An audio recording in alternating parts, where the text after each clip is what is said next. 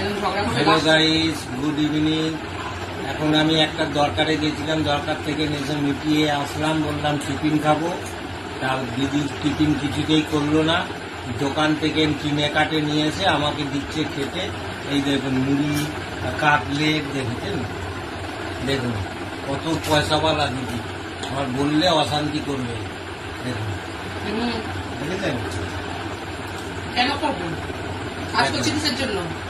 দেখেন খালি ঝগড়া করবে আর কিচ্ছু বানাবে না, এইসবই করবে। দোকান থেকে অর্ডার মানিয়ে বাজে কথা বলবো না। তোমাকে কে রান্না করে খাওয়ায়? কে রান্না করে খাওয়াবে? বাজে কথা একদম বলবে না। রান্না করি না, রান্না করে। একদিন বার এটা নিয়ে চলে এসো, অনেকবার নিয়ে চলে এসো।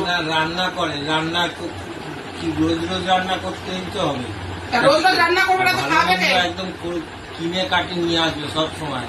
সন্ধ্যাবেলায় বাইরে বেরোলে একদম তন্দুরি রুটি, সম্রাট হোটেল আছে, হোটেল থেকে কিনে নিয়ে আসবে। একদম কিনে নিয়ে এসে বলবে রান্না হবে না।